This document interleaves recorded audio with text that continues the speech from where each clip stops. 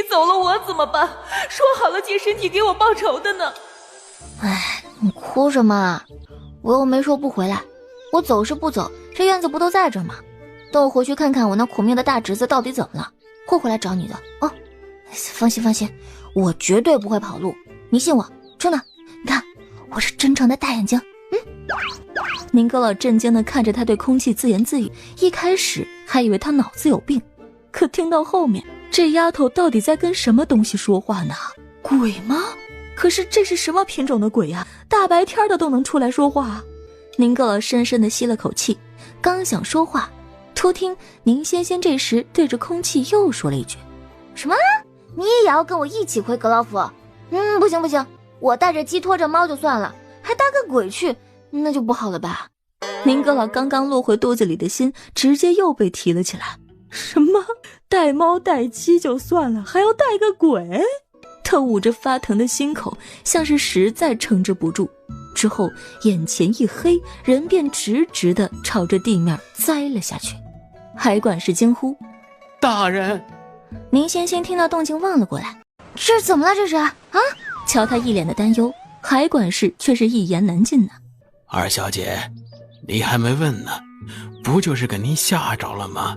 您说您要跟那个什么说话，就避着点儿啊。葛老大人又不是小的，他还不知道您的眼睛能见鬼呢。我没想到他都这么一把年纪了，还这么胆小。宁仙仙不好意思地抓了抓头，之后赶紧给他的老大哥试了试鼻息，还好，还有气儿呢。然后他从自己的包袱里掏出了一粒大黑丸子，直接就要往葛老的嘴里塞。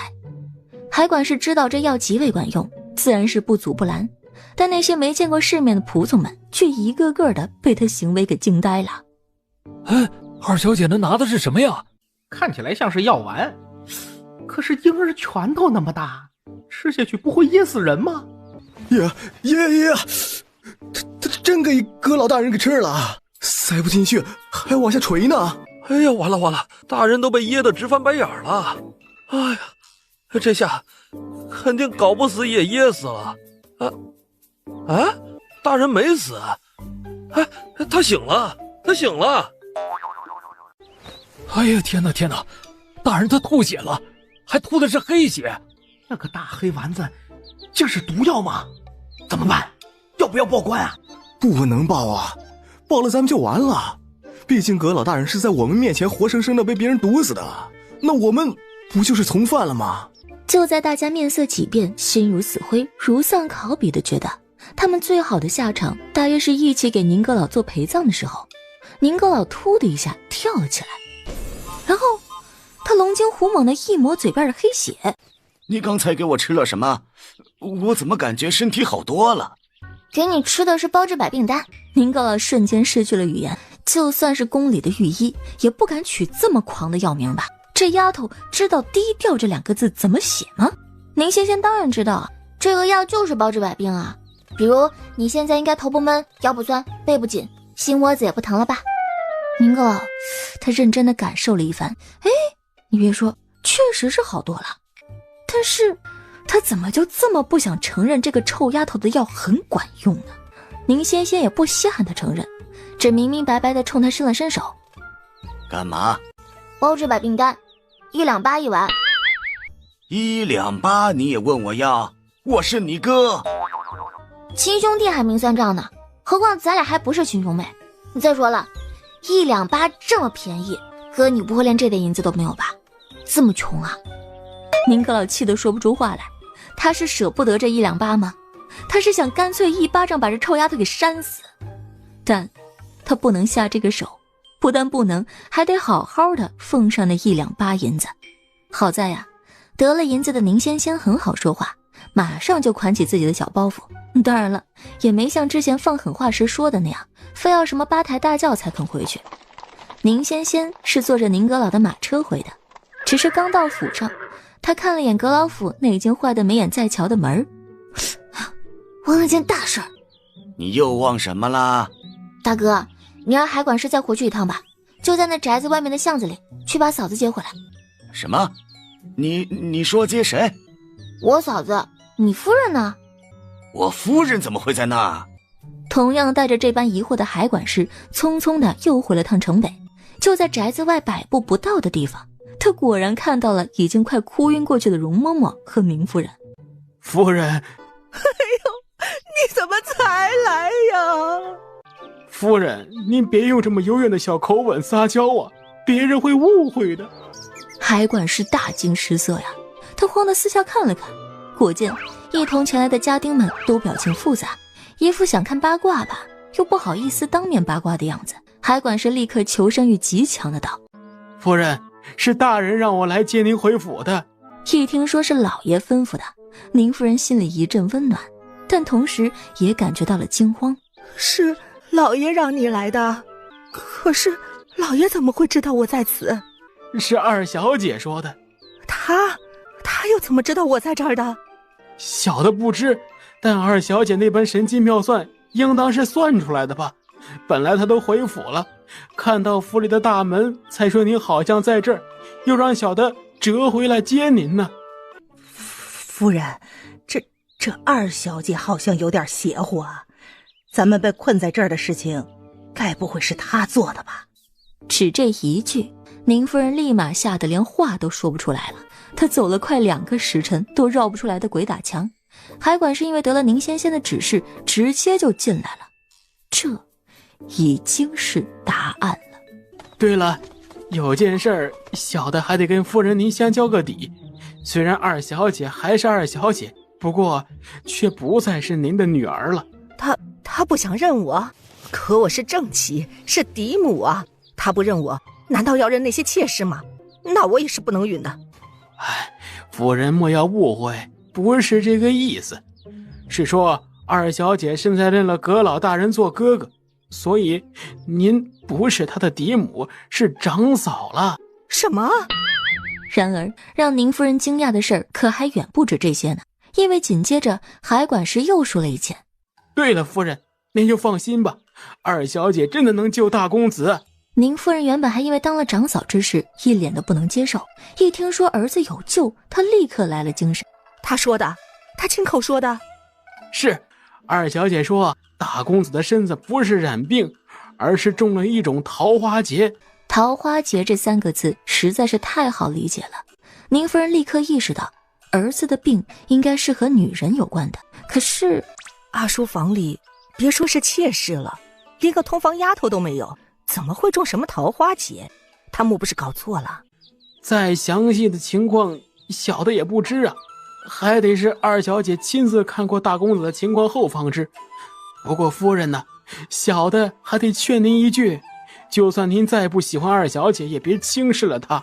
二小姐真的是有些东西的，不信您回去看看便知。宁夫人直奔儿子所去的枫林院，一进门啊，她就看到宁仙仙手里拿着一个像丸子不像丸子的大黑球，正朝她儿子嘴里狠命的塞呢。那丸子太大了，儿子的嘴被撑得大大的，都快裂开了。你在干什么？他突然这么吼了一嗓子，宁仙仙就算胆子不小，手指也禁不住抖了抖。这么一抖啊，那原本马上就能塞进宁淑芝嘴里的大黑丸子，直接就滑向了他的鼻孔。当然了，丸子那么大是塞不进鼻孔的，可他这个行为在别人看来就像他故意的。宁夫人一看，顿时全身发抖啊，她哭天抢地的扑了上来，一把推开宁仙仙。阿叔，你怎么样啊？你没事吧？你不要吓娘啊！阿叔，你怎么样啊？你没事吧？你不要吓娘啊！他是没什么事儿，他憋将躺着能有什么事儿啊？但宁仙仙有事儿啊！跌坐在地上时，他愣了好一会儿，简直不敢相信自己居然被一个弱不禁风的内宅妇人给掀翻了。二小姐，还请您莫怪，夫人她只是太担心大公子了，不是故意要推您的。容嬷嬷的声音不小，虽然不能盖住宁夫人的哭泣声，但也足够提醒所有人她刚才干了件什么蠢事儿。本还嚎啕的哭声骤然一止，宁夫人猛猛地回转过头来。我这人呐，一旦对别人产生了偏见，那便无法轻易被扭正。所以方才宁夫人才会在看到宁仙仙喂儿子吃丸子的时候，第一反应那肯定不是什么好东西啊。可现在想想，如果真不是什么好东西，这一屋子的人又不是死的，怎会无人阻止呢？特别是老爷还在呢。仙仙喂的是包治百病丹，你以为是什么呢？听听啊，听听这丹药的名儿，怎么听怎么像是假药啊！宁夫人下意识的就要反驳，可身边的容嬷嬷却一把扯住她的裙子，直摇头。宁夫人终还是忍下那些质疑的话，只用帕子捂着嘴，又哀哀戚戚的哭了起来。哥，算了算了，你也别骂嫂子了，她应该不是故意的，只不过嘛……宁仙仙终于把最紧要的一句说了出来。我手里就这2丸丹药，一丸刚才给你吃了，另外一丸……她指了指床下。宁阁老立刻什么都明白了，顿时一张老脸更黑了。他恶狠狠地又瞪了妻子一眼。看看你干的好事，真是成事不足败事有余。宁夫人委屈的不行啊，可她敢屈不敢言，只能捂了嘴在一边又开始嘤嘤的哭。只是哭着哭着吧，她发现宁仙仙伸手到床底下，又把那颗丸子给捡了出来。但原本漆黑的丸子此刻沾满了灰尘，已经是个麻丸子了。宁仙仙问他们，那这个怎么办？还给他吃吗？当然不能了，这么脏怎么吃啊？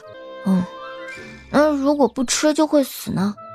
瞳孔剧烈的一缩，宁夫人一句宁死也不吃都涌到喉咙口了，最后还是被宁阁老给压了回去。不就是沾了点灰吗？擦干净就喂吧。宁夫人简直不敢相信自己的耳朵呀！老爷，您怎么能这样啊？这是您的亲骨肉啊，你就不怕吃坏了它？那你就不怕它死了吗？宁夫人一下子又说不出话来了，只能死死地咬着嘴唇，再一次哭得上气不接下气的。哎呀，这哭包性子吧，宁仙仙真是没眼看了。不过虽然她很是不喜欢自己这位大嫂，可大侄子还得救啊。于是她拿了块布巾，认认真真地将丸子擦了个干干净净，这才精准无误地塞进了宁淑芝的嘴里。那么大的丸子呀，宁夫人就眼睁睁地瞧着被捶了进去啊！大侄子才一个人，你们给他同时定5门亲事，不好吧？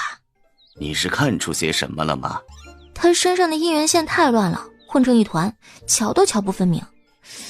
我这理了半天吧，发现至少有5条交织着的线，分别对应着5个不同的女子。宁仙仙说着，还真诚地发问：哥，你真的还没给大侄子一亲吗？确实不曾。可大侄子至少21了吧？身为阁老府的嫡长子，且还是唯一的男丁，为何这么大年纪还不给一亲啊？是他有什么毛病，还是议过亲，但是没有一桩议成过？不是一样吗？当然不一样了，所以他是议过亲的，只是没有议成是吗？是。那不会刚好议过5次吧？只这一句，别人且不提，宁阁老夫妇的脸色均已是骇然大变了。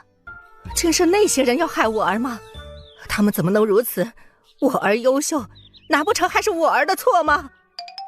这宁夫人真是连生气都不忘夸儿子。不过宁仙仙并不知那段过往，听的是一头雾水。好在宁夫人这个反应至少能证明一点，这5个桃花劫她是知道些底细的，那这就好办了。宁淑芝醒了。这位难道是仙仙妹妹吗？错了，不是妹妹，是姑姑。她难以置信地看向了自己的父亲。爹，祖父什么时候说的外事，还给您生了个妹子？宁阁老一噎，一时间有些无言以对。这是脑子里得有多大一天坑，才能想歪到这个程度啊？别说他的老父早已去世，那就算是还在吧，那也80有余了。就算是想给他生个妹子，怕也是心有余而力不足了呀。误会了，误会了，我就是宁仙仙，和你祖父没关系，别随便冤枉老人家。只不过呢，论辈分啊，我就是长你一辈儿，所以是你姑姑，不是妹妹。宁淑芝仍是有点懵，仙仙见他听不懂，只好又解释说：是这样的，我爷爷的爷爷和你爷……宁阁老不想再听这个了，直接打断了他。不必多言，阿叔他清楚的。宁淑芝确实清楚，毕竟他是身体病了，不是脑子病了，马上就明白是怎么回事了。毕竟啊，当初皇上醉酒赐婚，闹出这等大乌龙事件之后啊，还是他给他爹出的主意。大侄子啊，你身上有桃花劫，而且是一连5劫，你知道吗？我吗？宁淑芝瞪大了眼，一下子就忘了自己还要计较是姑姑还是妹妹的事儿。可我房里都没人啊，哪里来的桃花劫？宁仙仙看着他笑问：房里没有，梦里也没有啊？宁淑芝一下子瞪大了眼，像是不明白他为什么知道自己在梦里干了什么一般。你那么你还记得自己在梦里干了什么好事吗？我什么也没干啊，就做梦而已。那你梦到什么了？宁淑芝张了张嘴，没了后续。算了，你不想说我也不逼你。不过啊，以前就算了，今儿晚上如果再做梦，你必须得好好的跟他们做个了结，不然少则3年，多则5年，身体必然被掏空。最后，话到这里，宁仙仙突然翻起白眼，冲他歪嘴吐了个舌头，做了个惨死之相。猝不及防的，宁淑芝吓得差点从床上跳起来。同样被吓了一大跳的还有宁夫人，她这会子算是全听明白了，儿子的桃花劫在梦里。你这孩子，娘平时看你最为规矩不过，怎的到了梦里就那般行事不端了？可是娘，做梦这种事情我也控制不了啊。再说了，也不是我，是他们主动的呀。亲儿子就是为了摆脱他们的纠缠，才会被他们关在梦里的。但说着说着，宁淑芝突然明白了什么，她猛地回头看向宁仙仙，脸上的表情那叫一个精彩纷呈啊！那些原来都不是梦吗？是真的？不算是真的，但也不算是普通的梦。你也听说过的吧？就有那么些人是在睡梦中去世的，虽然有些是因为生病，但有些和你情况差不多。这个越说越吓人了。宁夫人急得眼睛都红了，想问宁仙仙怎么办，但又觉得没脸分，只能推了儿子一下。所以你到底梦到了什么？快给你姑姑说呀。嫂子不错呀，能屈能伸的，这就连姑姑都帮着叫上了。宁淑芝还是说不出口。宁夫人见状，气得又拧了儿子一下。哎呀，命都快没了，你还瞒什么？还不快赶紧给我说！哎呀，命都快没了，你还瞒什么？还不快赶紧给我说！宁淑芝不想死，当然还是什么都说了，但其实事情也远没有宁夫人以为的那么夸张。儿子在梦里也没有对那武家小姐做过什么真正出格的事儿，也不过就是拉了个小手，亲了个小嘴，抱了个小腰什么的。只不过在这个男女授受不亲的时代，这样的行为完全够格让那5个姑娘去进猪笼了。太不要脸了，什么大家闺秀，这般作态跟那窑子里的姐儿有什么区别？亏我当初还想着，要不就算了，就从他们5家里面随便挑一个给阿叔做媳妇儿，这得亏是没有要。这样的姑娘家简直有辱门风。他身边的容嬷嬷也是气得不轻，脸上的表情更是说不尽的嘲讽。不过他到底是比自家主子还存了些理智的，便小声地提醒宁夫人：夫人，要不还是先问问大公子这个情况可有法子能解呀？宁夫人立刻扭头看向宁仙仙，然后她老脸一红，想起了自己这2天干的蠢事儿，真想回到2天前打死那个有眼不识泰山的自己啊！好在宁夫人虽然确实小家子气了点，但有些方面啊还是识得轻重的。仙仙呐，嫂子这想给你赔礼了。宁仙仙一双大眼瞪得圆溜溜的，贼意外。原本呢，她对这个嫂子的印象是很差的，觉得像她这种人大约就是那种画本子里面的恶毒女配吧。可没想到的是，她居然能当着自己的面亲自道歉。嫂子客气了，都是小事儿，我也没放在心上，你也千万不要客气了，一家人嘛，我怎么也是不会不管大侄子的。是我的错，所以该赔的罪还得赔。但是仙仙啊，嫂子知道错了，日后定会待你如亲闺女一般好的，你信我。宁仙仙本也没打算不管宁淑芝，至于亲不亲闺女什么的，这个她真的不强求。只是宁淑芝仅从命相上来看，确实是要娶5个老婆的，而且她还是个天生多子多孙的命。宁仙仙掐起指头算了算，1、2、3、4、5、6、7，好家伙，大侄子看起来文文弱弱的，没想到肾是真不弱啊，最后居然要生7子8女。他几乎可以想象，要是他将这个好消息告诉宁阁老和宁夫人，他们得高兴成什么样子。但就是若这些孩子皆是由那5位小姐所出的，其实这个还不能肯定，毕竟宁仙仙一没亲眼看到那5位的长相，2呢没拿到对方的生辰八字，无法推算。先让他搬出这间屋子吧。这屋子有问题，大有问题，不然他怎么可能夜夜入梦幽会他们呀？宁仙仙说罢，也打眼绕了一圈四周。仅从肉眼来看呢，这屋子没有任何不妥。但是当他左眼倏地一黑，这原本再普通的屋子里便瞬间化为了一片粉红色的海洋。果然是桃花劫呀，这浓浓的粉红色刺得宁仙仙眼睛都快瞎了。快点快点，搞快点，快把它抬出去，最好这院子暂时也别住了，得等我彻底净化了才能再住人。宁夫人一听，吓得立刻着人抬走了儿子。只是宁淑芝是抬走了，宁阁老和宁夫人却都留了下来。天罡地灵，七星照顶，太极阴阳化作2神，听我差遣，急急如律令。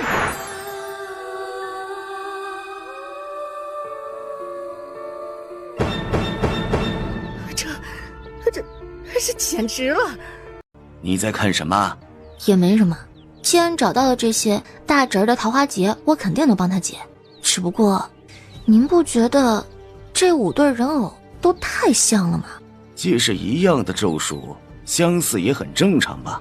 说得不错，一样的咒术，做法自然也是一样的。但是这5对人偶应该分别来自5家人，可是你看啊，无论是人偶的做法还是绑红绳的手法，特别是这个男人偶的衣衫，连缝制的针脚都是一模一样的，这就只能证明这5对人偶全都是出自一人之手。可这不会太巧了吧？这5家人刚好都看见了大侄子，还刚好都找了同一位大师做法。宁阁老立刻明白了宁仙仙的暗示，他分析道：虽说会诗词等邪术之人京中肯定不多，但再不多也不至于只有1位，而这5家同时找上1位大师的可能性并不高。又或者应该反过来想，是那位大师主动找到了这5家。大什么事啊？会下这种缺德咒术的人都是道门败类。毕竟你想啊，若真有本事，随便帮哪位王孙贵族看看祖坟的风水，那都够他们吃上10好几年的了，哪还需要干这等阴损之事啊？说完，他突然想到了什么，问道：哥，那个缺大德的不会和你有仇吧？什么？有仇？对啊，这种邪恶的咒术本就是有损阴德的，他帮一家人算计大侄子就已经很缺德了，可他呢却连帮着5家，这还不明显啊？这5家的小姐啊，可能是真的看上大侄子了，但那个人绝对是想把大侄子搞死搞残呢。宁阁老沉默了，宁夫人却已经上前一步，害怕地拉住了宁仙仙的手。哎呀，仙仙啊，你能帮着解决吗？只要你愿意帮忙，你要你嫂子做什么我都答应你。宁仙仙并不需要他做什么，不过她突然鬼鬼祟祟地看了眼四周，确定没有下人可以听到，才小小声地跟宁夫人打商量：要是我能帮大侄子解决这个麻烦的话，可以让我抵一下债吗？你欠债了？宁夫人一听，心肝都是一抖啊，心想这果然是个来讨债的呀，估计欠的还不少。不过为了儿子，她咬咬牙：说吧，你欠了多少？只要家里的银钱够，我们肯定帮你还上。那倒是不用，因为是我还你们啊。就我师父欠的那1万两银子，不是大哥先帮着还了吗？我现在没有银子补，能不能用这些来抵债啊？不是要我再拿银子出来，是你还给我。对啊，不过大嫂你放心，一家人绝对不坑你。不过大侄子这回的事儿确实是比较难搞，所以呢，我得收多一点，就180两。怎么样？宁夫人起初还不敢相信，还认认真真的看了他好一会儿，发现他眼神认真，不像是在开玩笑的时候，他终于连连摆手。哎呀，不用了不用了，只要你愿意帮阿叔把他的屋子和咱们家的宅子都弄干净，那1万两就一笔勾销了。还有这等好事儿？宁欣欣两眼发光，差点直接点头，但最后还是没能昧着那个良心。不行，我也不能坏了规矩，就180两吧。啊！宁哥老这时也开了口，180两还是太少了。我说个数，180两还是太少了。我说个数，就1800两吧。什么？1800两？宁欣欣双眼顿时又开始直冒金光啊！好，那就1800两吧。他在心里疯狂的点头，表面上却还是客套。这不好吧？虽然180两是我打过的折扣价，但是1800两像是有点太多了。哎呀，不多，一点都不多。你要是还当我们是一家人，就莫要再推迟了。这真的不好吧？宁先生露出一脸为难之色，像是有多么纠结一般。不过既然大哥大嫂这么坚持，那我也只好恭敬不如从命了。这说完还忍不住发出了嘿嘿的傻笑声，只是笑了一下，赶紧又忍住了。负债1万两，赚回1800，剩余8200两。不错，认个有钱的大哥的就是爽啊。然后这价钱都谈好了，接下来那就是要动真格的了。天罡地灵，七星照地，太极阴阳化作2神，听我差遣，急急如律令。晴天一柱穿金钱，灵符一道镇家园。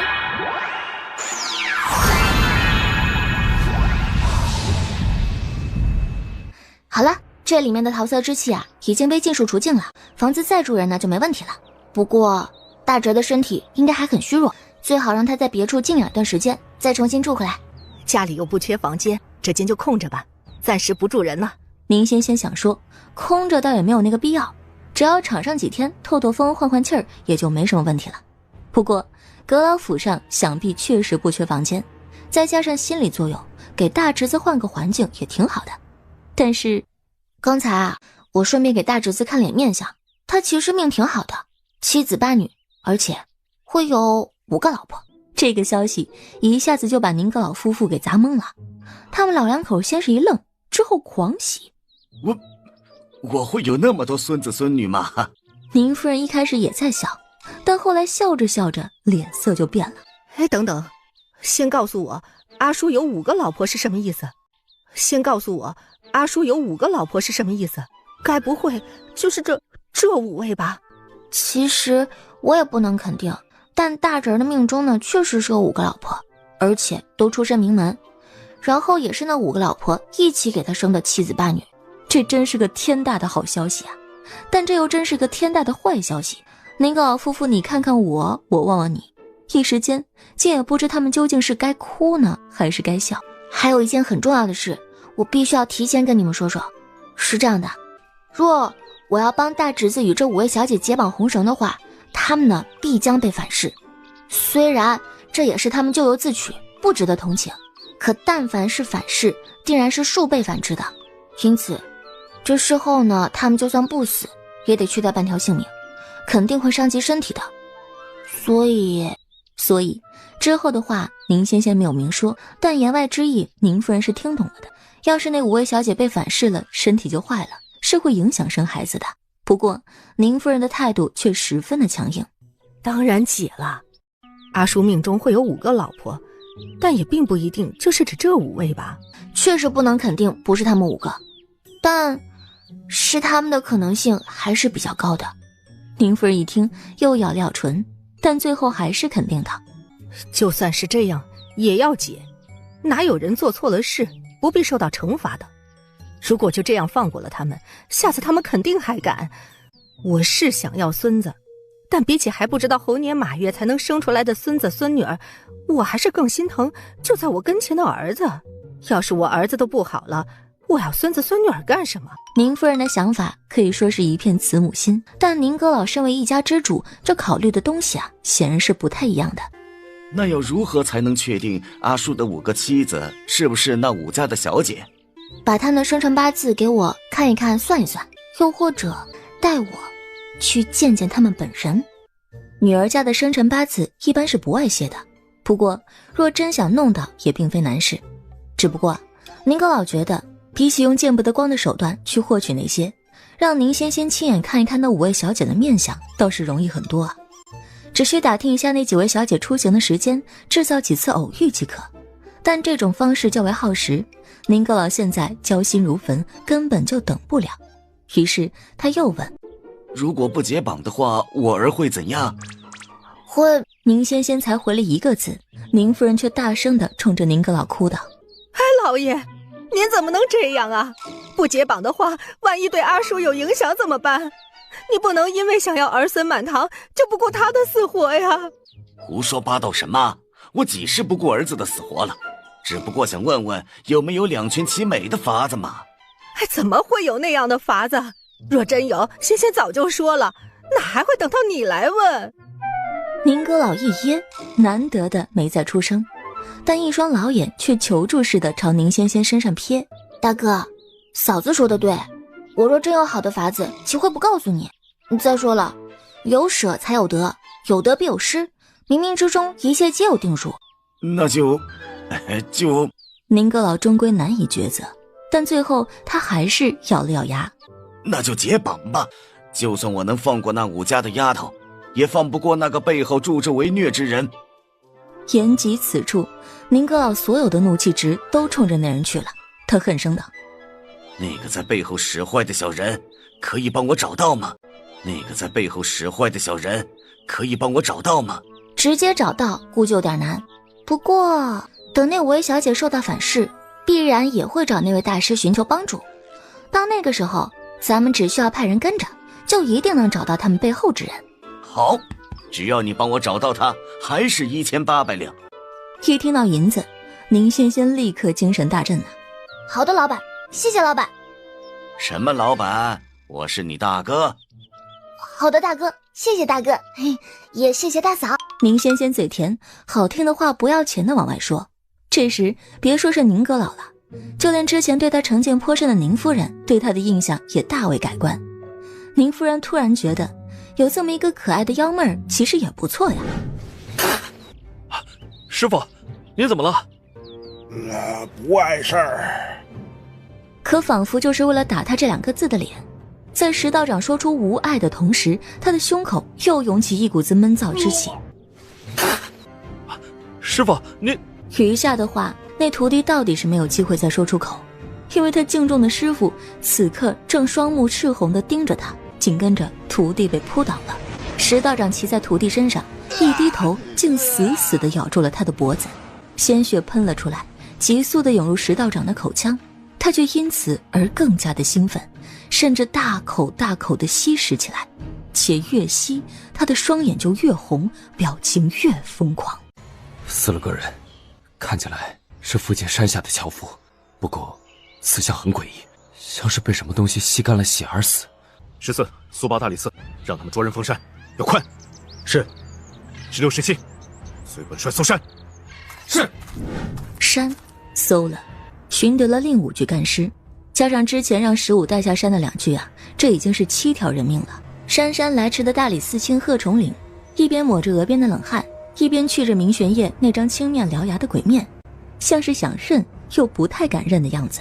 毕竟朝堂上的明玄烨虽立于武将之首，但生得风光霁月，是个娇如玉树临风前的绝色美男子啊。只不过将在外，过好的皮囊不足以震慑3军，因而统帅3军的时候，他脸上便会带上一副吓人的夜叉鬼面。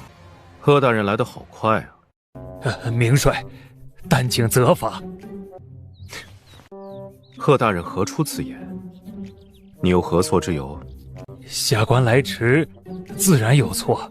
态度尚算不错，明玄烨呢也便不予过度追究，只是一个眼神示下，17便快步上前，揭开了一排5具尸体上的白布。贺崇领顿时惊得啊呀了一声，连退了3大步。哎呀，这是何物啊？明玄烨凝眉瞧他，暗如星子的黑眸里有幽冷的不悦在游历着。被他用那般眼神一瞧，贺崇领哪里还敢再退呀？仵作何在？还不快快验尸！大人，下官在此。那是个看起来经受干练的男子，40出头，十分有经验的样子。死者年龄在30岁左右，男子，致命伤在脖颈。他说着，又轻轻推偏那具男尸的头颅，让众人能清晰地看到死者脖子上的一圈牙印，以及那深深的2个牙洞。牙印深深，伤口周围发物，带青，像是中毒，但是还是不能肯定。还有，这2个牙洞只有野兽犬齿才会造成这样的伤口，但下官确定以及肯定，这是人的牙。这人怎么会长如此深长的犬齿啊？人怎么会长如此深长的犬齿啊？仵作的疑惑也正是在此，但他并不能回答自己不知道的内容，只能继续检验尸体。他是被吸干血液而死的，死后尸体应该是急速风干，才能保存得如此完好。贺崇领腿都吓软了，他表情惊骇难抑，又是拱手拜向了明玄烨。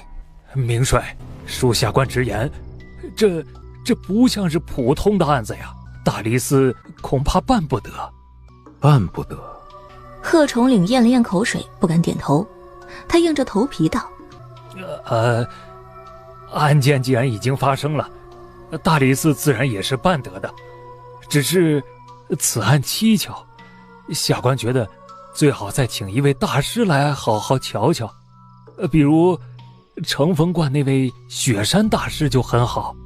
明玄烨并不回答，只沉沉地又盯着对方的眼睛许久。明玄烨那双眼睛冷时犹如寒潭，狠时又厉如猛兽。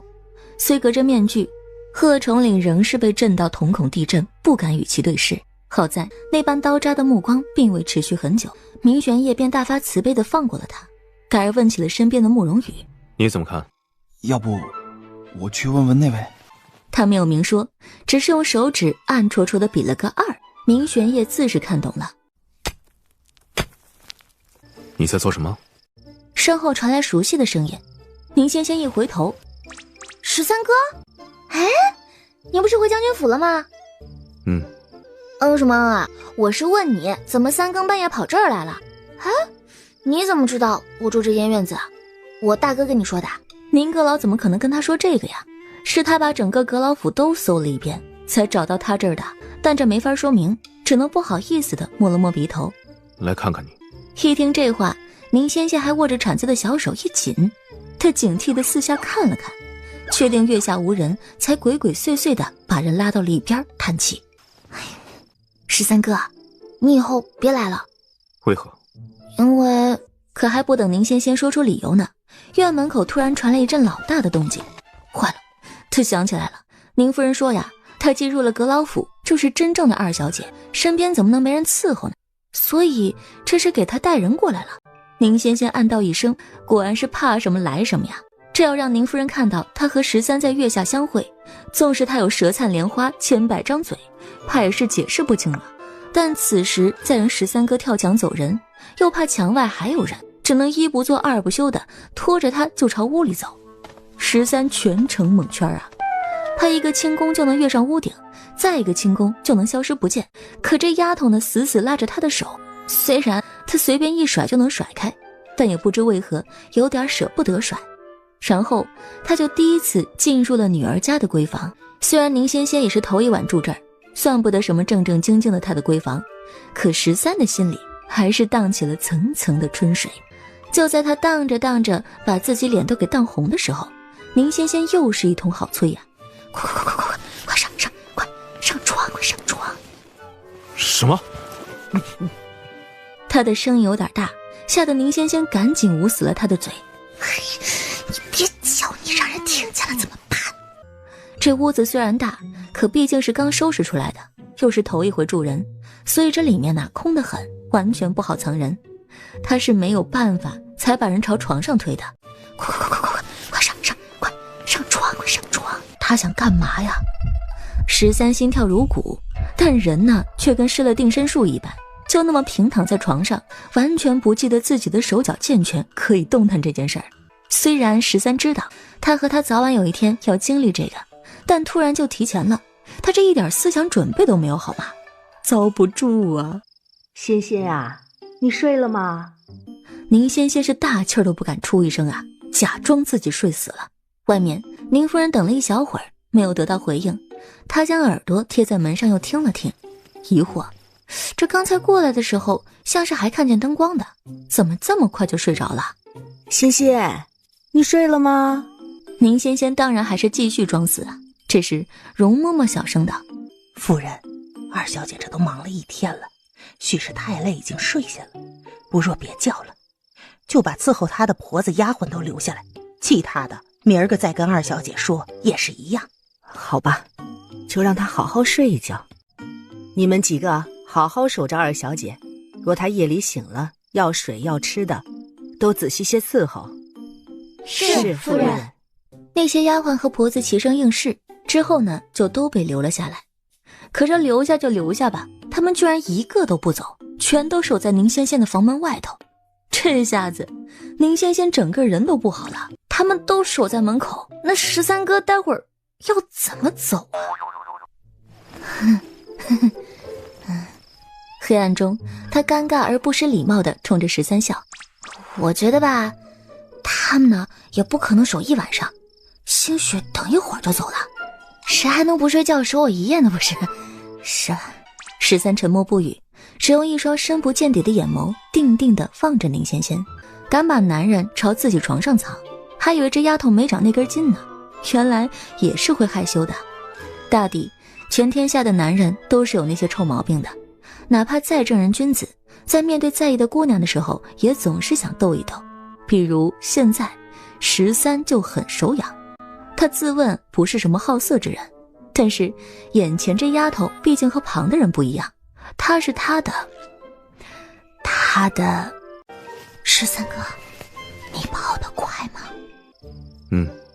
那我等下假装睡醒了要喝水什么的，把他们几个都给支开，然后你就朝那边。环顾四周，宁仙仙一指西面那个窗户，看见那个窗户没有？我待会儿先过去把那个打开，然后再去支走他们，你就趁这个机会从窗户跳出去，你赶紧跑，知道吗？跑快些。窗下有人啊！宁仙仙一愣，定睛再看过去，果然发现窗户上面投映着一个身影，看身形是个小丫鬟，在窗户前走来走去，就跟巡逻似的。怎么搞的？又不是侍卫，你说他们大半夜的不睡觉都搁我这干嘛呀？没办法了，宁仙仙一伸手从兜里摸出来一个布袋子，是他们逼我出绝招的。13看着他从里头摸出一个拳头大的黑丸子，忍不住问道：你这又是什么？这个叫含笑半步倒，我就不信我咬不晕他们，等他们全都倒下去了，你就可以想怎么倒就怎么倒。那你想好要怎么让他们吃下去吗？这么大丸子呢？对此宁仙仙极有想法的道：我把它化在水里啊，让他们每个人都喝一杯。你确定他们肯？不会起疑心？不管，他们现在分来伺候我，那就得听我的，我要他们喝，他们敢不喝？那再说了，不喝我就灌给他们喝，灌到一个是一个。见他无语，宁仙仙还安慰地拍了拍他的肩膀：放心吧13哥，你信我，我一定把他们安排得明明白白的，再安安全全的把你弄出去，绝不让我大哥抓到。就算被抓到也没什么呀。什么叫被抓到也没什么呀？很有什么的好吗？你不怕我大哥知道，也不怕你们家将军知道。和将军有何关系？当然有关了，我是他媳妇儿，虽然还没过门，那也是他的人呢。但是你和我现在这样，虽然咱们俩是清清白白日月可见，那啥也没有，可你3更半夜的进我闺房，这要怎么跟将军解释得清楚啊？我本来只是在院子里，是你硬拉我进来的。你还说？我本来只是在院子里，是你硬拉我进来的。你还说，要是你不来找我，不就什么事儿都没了吗？所以我才说让你以后都别过来嘛。男女授受不亲的，不是你自己说的吗？怎么现在越来越不守规矩了？13哥，你学坏了，是不是沐雨教你的？你以后别跟他玩，那小子蔫坏蔫坏的，真不教你好。和他没关系，是我自己要来的。那你为什么要来啊？宁仙仙眨了眨眼，先开始一脸的不解，之后呢，突然像被打通了任督二脉。哦，你好大的胆子啊！不行的不行的，我是将军的人，你不可以喜欢我。我没有。13本想辩一句说我才没有喜欢你呢，可那句话明明都生滚到喉咙口了，不知为何他居然犹豫着不肯说出口。他这个反应啊，让宁仙仙更加肯定了自己的猜测。不行，绝对不行，我生是将军的人，死是将军的魂儿。虽然他嘴里的将军就是他自己，但13还是有些酸呐。我生是将军的人，死是将军的魂儿。你见都没见过将军本人，怎么就这般对他死心塌地了？哪有什么办法？不是皇上赐的婚吗？再说了，自古一女不侍二夫，不然是要进猪笼的。我还年轻呢，我不想死。13无语了。13的眼神明显暗了下去，他不出声。宁仙仙呢，有些良心不安，真是罪过呀！13哥这么好的人，他却注定要辜负他。刚想安慰他几句呢，这时门口突然又传来了窸窸窣窣的声音。二小姐，您是醒了吗？奴婢好像听到您说话了。宁仙仙立刻捂紧了嘴，她觉得这样不行啊，再不把13哥送走，肯定是要被抓奸在床的。于是她又掂了掂手里的含笑半步倒，刚打算撩开帘子下床，手臂一紧，人就被身后的男人给扯了回去。你个……话一出口就被13捂住了嘴。几乎在同时，房门口传来吱呀的一声，门开了，有个胖胖的丫鬟伸了个头进来。二小，阿朱。接下来就是第3个、第4个、第5个，第6个栽下去的时候，房门已大开，他们就排排的倒地趴在门槛上，一个个晕得无知无觉的。宁仙仙都看傻了，不是这是什么骚操作呀？好棒，13哥，你真的好棒啊！13被他夸的耳朵尖都红了，他也不吭声。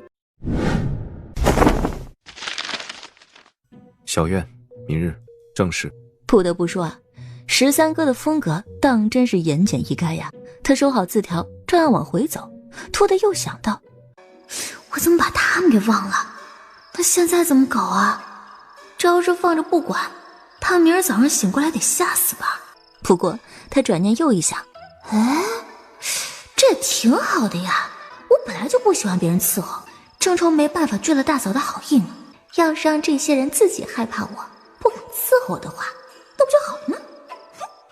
完美。于是宁仙仙真的不管他们，自顾自的回屋睡了。翌日呀，这是怎么回事？怎么大家都睡在门口呀？会不会是大公子那件事儿？昨儿个我可听说了一些，大公子没病，是叫人给下了咒。二小姐会一些术法，就给大公子驱了邪，除了咒。这莫不是家里的邪物没有除干净？他说完还四下看了看，结果二小姐的床上怎么没人啊？哎呀，肯定出事了。有胆小怕事的小丫鬟白着脸就朝夫人的院子跑。夫人，大事不好了，二小姐被土里的妖怪吃掉了。二小姐当然没有被吃掉，她在小院那边呢，这不和13哥约好了吗？郑国公府四房的那家人，你了解多少？四房那边表面上对我是客气的，实则也是瞧不上，与我没有多少深交。不过呢，四房我那位弟妹不是个好相遇的，可她肚子挺争气，一气儿生了4个儿子。直到我死的那一年，好像是又怀了，听说呀，想生个女儿。是生了个女儿，郑家四房的嫡小姐郑雨嫣嘛，就是她，第一个对我大侄子下手的姑娘。啊，你说什么？苏月薇起初没听懂，但宁仙仙的表情很好懂，她虽不算精明，但也不是蠢货呀。你是说那丫头看上了宁阁老家的儿子？何止是看上了，她还巴拉巴拉巴拉巴拉巴拉巴拉。宁仙仙口沫齐飞，手舞足蹈的将这事情的前因后果都跟苏月薇说了。她听的也是两眼发光啊，她毕竟是个好八卦的，多少年没有听到这么有意思又不要脸的事儿了，顿时激动的连自己要报仇的事情都给忘了。后来呢？后来呢？那后来我不就来你这儿了吗？你这孩子怎么主次不分呢？